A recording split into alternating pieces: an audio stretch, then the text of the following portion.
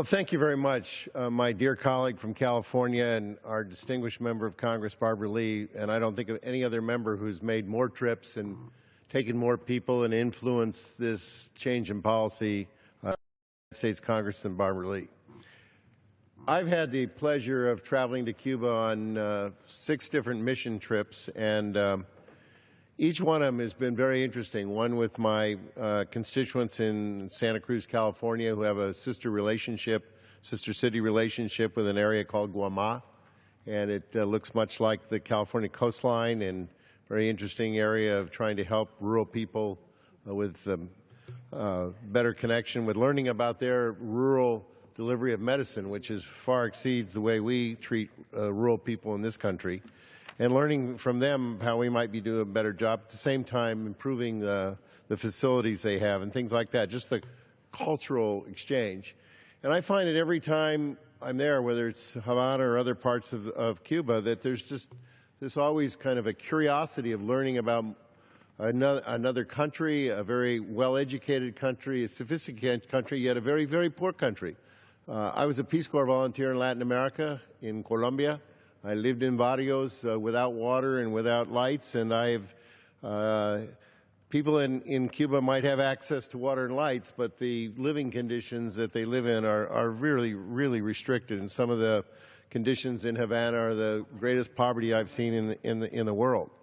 And so this will change when you get people that are well educated and get an economy growing. And I think that the action of President Obama is absolutely awesome. It is real diplomatic leadership. It is the ability to change the United States isolated, backward, close the door policy to opening it up with all the other presidents of this hemisphere. And as we prepare to go to Panama in the spring, President Obama now will be joining every president in the hemisphere, 36 different countries in the Western Hemisphere, all of whom have diplomatic relationships, travel relationships, normal relationships with Cuba, except the United States of America. And he's going to be applauded for his leadership in joining the hemispheric unity.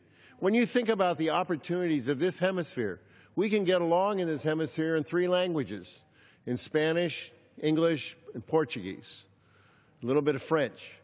And we're not at war with anybody. This is a magnificent hemisphere to unify, and to be isolated from that unification by having this archaic policy towards Cuba is just wrong. So, Mr. President, you are a hero, and I look forward to you being welcomed as a hero at the Hemispheric Summit this spring.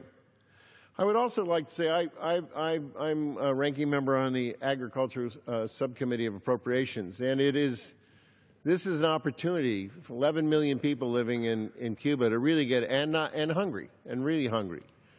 Cuba has to import almost everything. They have trade importations from the United States, so buying agriculture product isn't new. What's going to be new is the ability to trade in normal functions, in using the financial instruments that all trade negotiations have.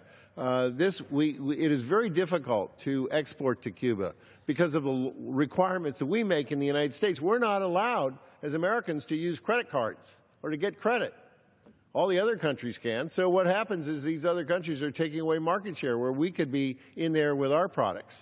And I'm very proud in agriculture to see the leadership of our states, our agricultural states, the governors, bipartisan. This is not a Democratic, this is a bipartisan, it's sort of the American outreach. And we have formed a coalition of agricultural groups to work on really opening up the trade. And I'm very proud to say that the International Dairy, I'm going to read off this list, the International Dairy Foods Association, National Association of State Departments of Agriculture, National Association of Wheat Growers, National Barley Growers, National Chicken Council, National Council of Farmer Cooperatives, National Milk Producers Federation, National Turkey Federation, North American Meat Institute, U.S. Dairy Export Council, the U.S. Wheat Association, U.S. Rice Federation, et cetera, are all interested in helping promote our relationship with Cuba. So congratulations, President Obama. You're a true leader in this hemisphere. And thank you, Barbara Lee, for setting aside this time for us to discuss it. And I want to personally thank Barbara Lee for inviting Alan Gross to be here yesterday when we were sworn in. I was very fortunate to be able to meet with Alan Gross when he was incarcerated in Cuba. I brought him salami from the Eastern Market here and he just loved that. So last night he gave me a bracelet that he made when he was incarcerated. And it's so nice to see him back in the United States, in the halls of the United States Congress. America is changing, and this is a big step. Thank you. Thank you very much.